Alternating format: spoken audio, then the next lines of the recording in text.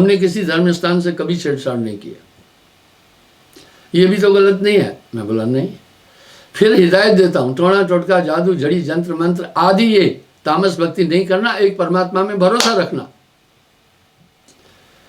बोला फिर विरोध क्यों होता है? मैं बोला इससे तमोगुणी लोगों को नुकसान होता है, जिनका व्यापार ही भक्ति के नाम पर जीव का उपार्जन है। भक्ति ही उनकी संसाधन है जीव का उपार्जन का, वो ये चीज करते हैं। इसलिए जहां जहां मेरा आदमी था, और दूसरी बात हमारे पंथ में चंदा हम भ्रष्टाचार मानते हैं, चंदे के लिए वर्जित करता हूं। मैंने कभी चंदा भी नहीं लिया। एक उदाहरण देता हूं, एक चौधरी आई, बोला गुरुजी हमारे गांव में एक सरपंच 500 रुपये चंदा मांग रहा है और आपने बोला है चंदा नहीं देना है, आपकी आज्ञा है।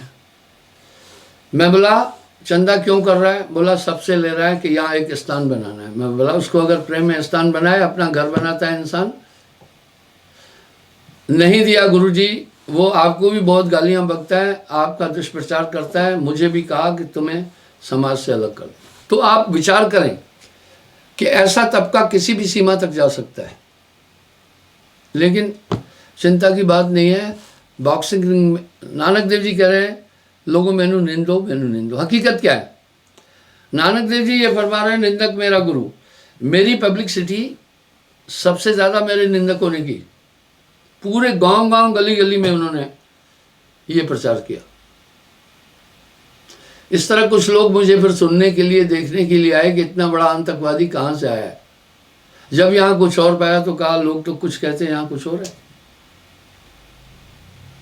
इस तरह नाना मत मतांतर भी इसमें शामिल हो जाते हैं इतने बड़े हजूम में। ये क्योंकि जब उनके लोग इधर आए तो वो परेशान हुए, वो भी इसमें गौण रूप में शामिल हो गए। इसलिए इतना बड़ा हजूम, ये हिस्ट्रिकल वार था।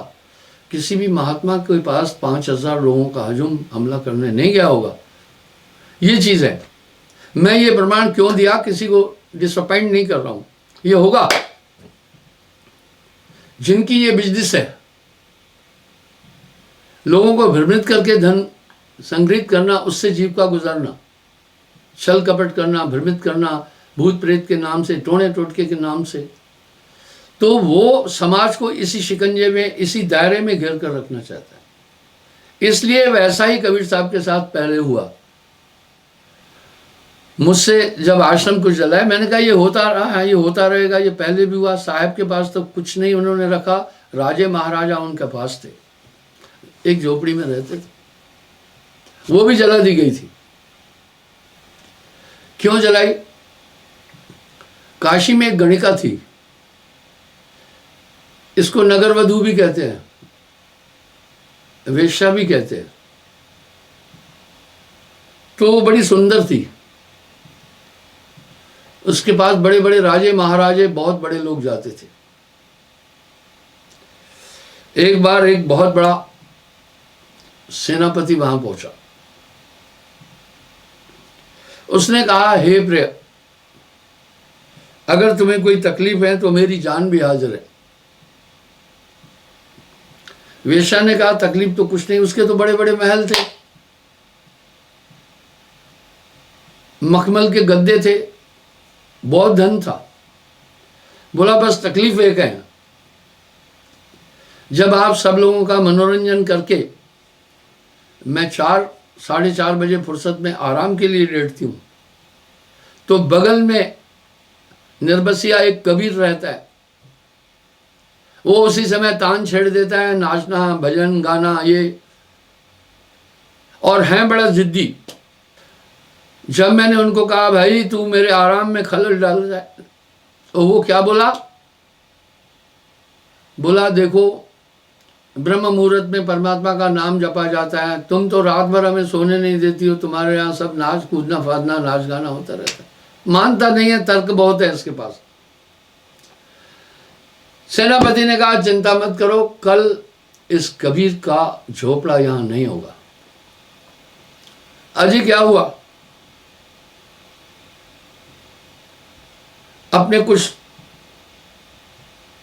नुमाइंदों को भेजकर साहब की झोपड़ी में आग लगा दी। अब साहब बाहर बैठ गए, बोला अरे वीरो बड़ा काम किया। तो जब भी झोपड़ी डालते हैं उसमें कुशा या गन्ने की पत्तियां ये रखते हैं ऊपर, और नीचे लकड़ी देते हैं ताकि उस पर टिके। अब जब उसको आग लगाई गई, इतने में एक चक्रावत आया वायु का, तो लकड़ी का जो शोला था वो भी जल रहा था, उसको उड़ाकर ठीक उस वेश्या की खिड़की के अंदर से अंदर फेंक दिया उसने, उस वायु के चक्रावत ने। और वेश्या का महल धधकने लगा, अंदर मखमल के गद्दे थे, बस वो पूरा फूक गया, जलने लगा। वेश्या दौड़ती आई, साहब को पकड़ा कर बोला अरे निर्बसिए, मेरा महल फूक दिया तुमने। साहब ने कहा सुन सुन बावड़ी, ये यारों का खेल है, यारों की लड़ाई है, हम क्यों लड़े? तेरे यार ने मेरा कुल्ला जलाया, मेरे यार को भी बुरा लगा, तेरा झोपड़ा जला दिया, महल जला दिया। अब यार आपस में निपटे, हम क्यों लड़े? तो ये होता रहा है, ये होता रहेगा। आइए, न तो मैं कोई तांत्रिक हूं, न तो मैं ओझा सियाणा हूं, मैं तो एक ही बात कहता हूं, मेरे पास परमात्मा का नाम है।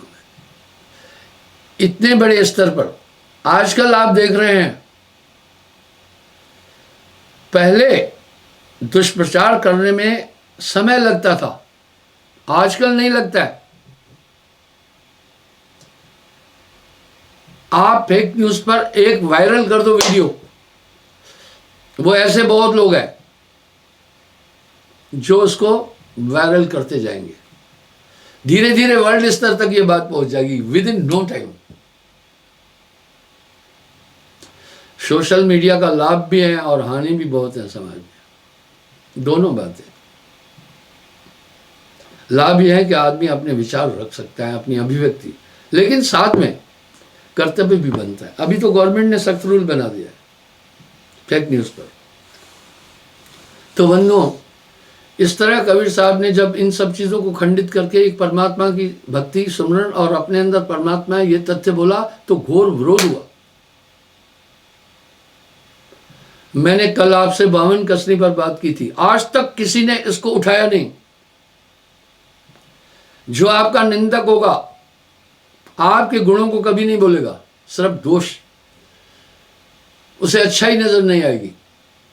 जोक शरीर में लगती है, मेरा प्रैक्टिकल अनुभव है। जोक खराब खून को पीती है, जोक अच्छा खून नहीं पीती है। मक्खी फूल पर नहीं बैठती है, उसका आहार गंदगी है। मिजोरम की बात बताता हूं, वहां लोगों को बहुत जोक लगती थी, वहां बहुत जोके हैं और बाद में पूरा खूना खून हो जाते थे। तो वहां हम लोगों को एक बोतल मिलती थी, साथ में रखते थे। जोक जहां लगी है खींचना नहीं, वो खून की नस में लगती है। अगर आपने खींच लिया तो उस नस से उम्र भर ब्लड गिरेगा, तो वो उसके ऊपर लगाते हैं दवा। तो मैं लोगों से कहता था जोक लगी, आप कोई भैंसे तो है नहीं, आपको पता क्यों नहीं चला? पता नहीं चला, उनकी स्किन थोड़ा मोटी होगी पर लगती थी, इसलिए आदमी 2-2 मिनट में उठकर बैठकर घूमता था। एक बार मुझे भी जोक लगी। जोक जहां लगती है बहुत ज्यादा इंटेलिजेंट है, पहले एक लिक्विड मुंह से निकालती है, वहां लगाती है, फिर दांत लगाती है। जैसे डॉक्टर सुई लगाने से पहले एक तरल पदार्थ लगाता है ताकि दर्द कम हो। ये जोक से सीखा। उसने मुझे छोड़ दिया। फिर वो एक और जगह लगी जहां मुझे पहले जख्म हुआ था। सत्य बता रहा हूं, 5-6 जगह लगी और उसने मुझे छोड़ दिया, नहीं ब्लड लिया। मैं कन्विंस हो गया,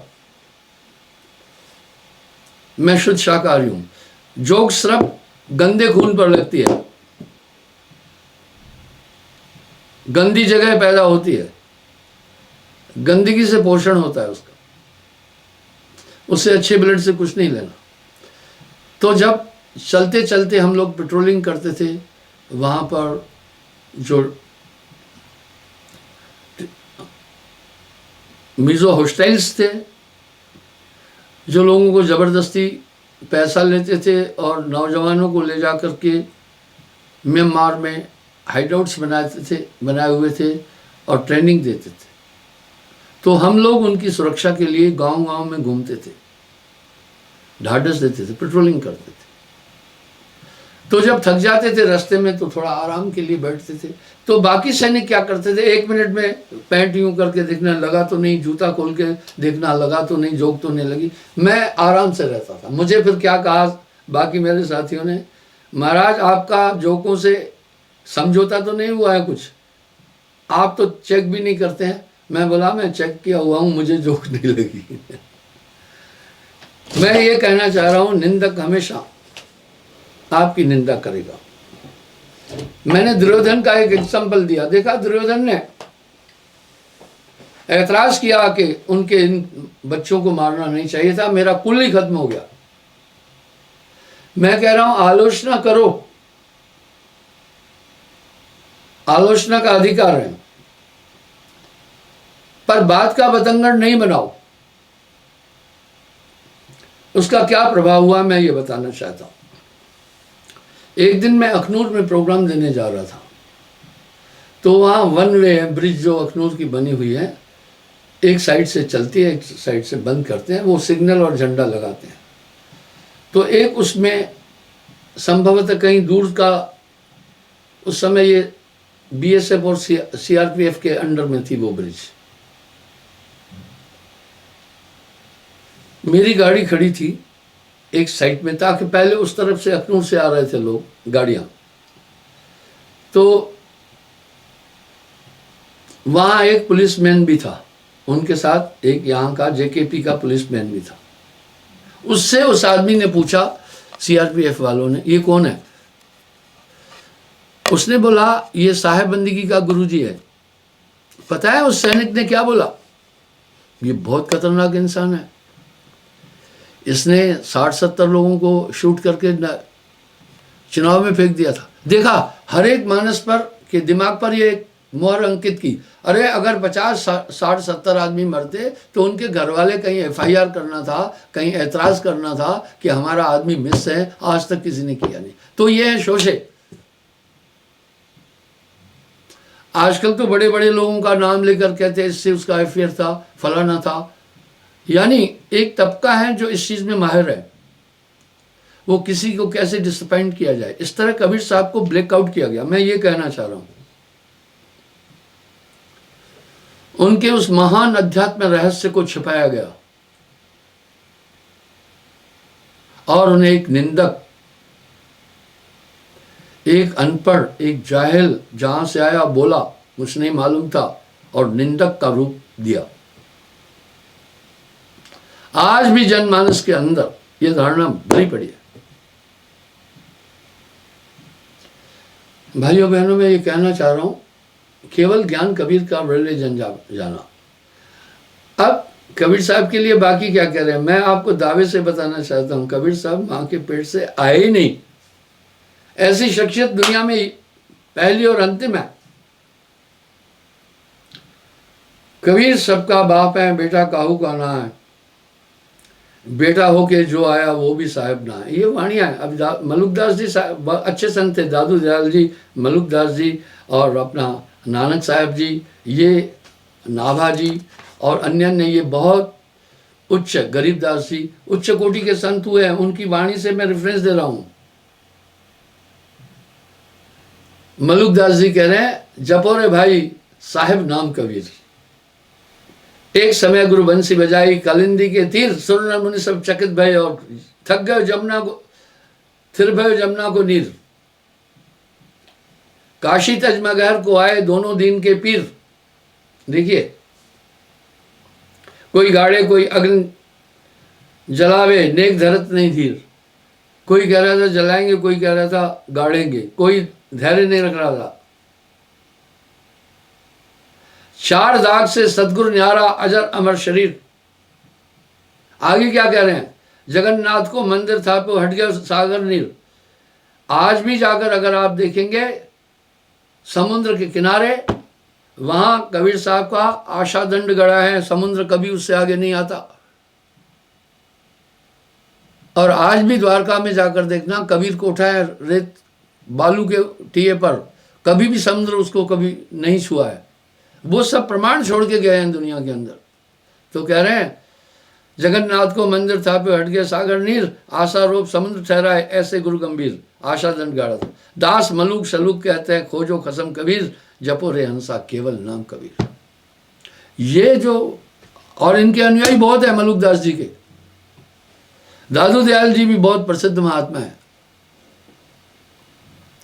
वो क्या कह रहे, अधर चाल कबीर की मुँह से कही न जाए, दादू कूद मिर्गा ज्यों पर धरनी पर आए। हिंदू को सतगुरु सही, मुसलमान को पीर, दादू दोनों दीन में अदली नाम कबीर। हिंदू अपनी हद चले, मुसलमान हद माए, दादू चाल कबीर की दोनों दीन में ना है। दादू बैठे जहाज पर जो दरिया के तीर, जल की जेती माशरी रटे कबीर कबीर।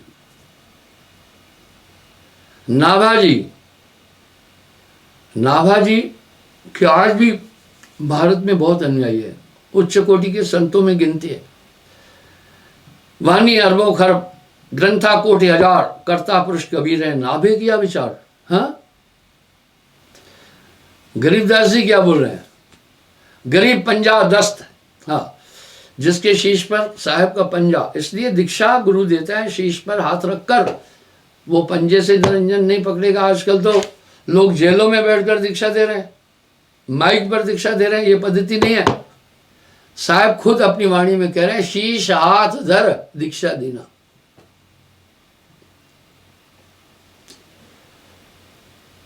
जम किंकर चंपे नहीं, अधर जात है वंश। वाह, यानी उसको फिर काल नहीं पकड़ सकता है, इत्यादि शब्द ये साहब की वाणी में आते। आज भी पूरे विश्व में कबीर साहब के अनुयायी, उनकी आइडियोलॉजी को मानने वाले करीब 50 करोड़ लोग हैं। मैं विदेशों में जाता हूँ, मैंने इसका जिक्र कई बार किया। अमेरिका में भी हमारी संस्था पंजीकृत है, ब्रिटेन में भी पंजीकृत है। मैं कनाडा जाता हूँ, अमेरिका जाता हूँ और अन्य देशों में ब्रिटेन में जाता हूँ। अमेरिका का मेरा 10 साल का वीज़ा है, कनाडा का 7 साल का वीज़ा है, ब्रिटेन का मेरा 5 साल का वीज़ा है। और कभी भी यूरोपीय लोग किसी को 1 महीने से ज़्यादा वीज़ा ही नहीं देते हैं। अगर वहाँ का वीज़ा मिला तो आप सिर्फ टूरिस्ट के तौर पर जाओ और 39 कंट्रियाँ देख सकते हो, नॉर्वे तक।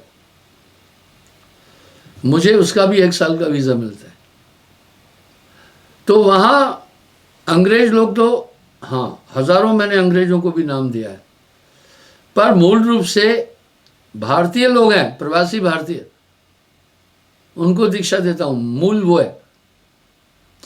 पर मैं आपको बोलूँगा विदेशों में जो मैं नाम दे रहा हूँ उसमें ज़्यादा अंग्रेज भी हैं। ये साहब की कृपा है और बड़ी आस्था भी रखते हैं। तो कहने का मतलब है ये कोई नॉर्मल बातें नहीं है, लेकिन जो आलोचक हैं, आलोचना यथार्थ हो, बलगटी की नहीं। निंदा निंदा सब कहे, निंदा न जाने कोई, जैसे को तैसा कहे सो भी निंदा ना हो। तो आज सदगुरु कबीर साहब का अवतरण दिवस है।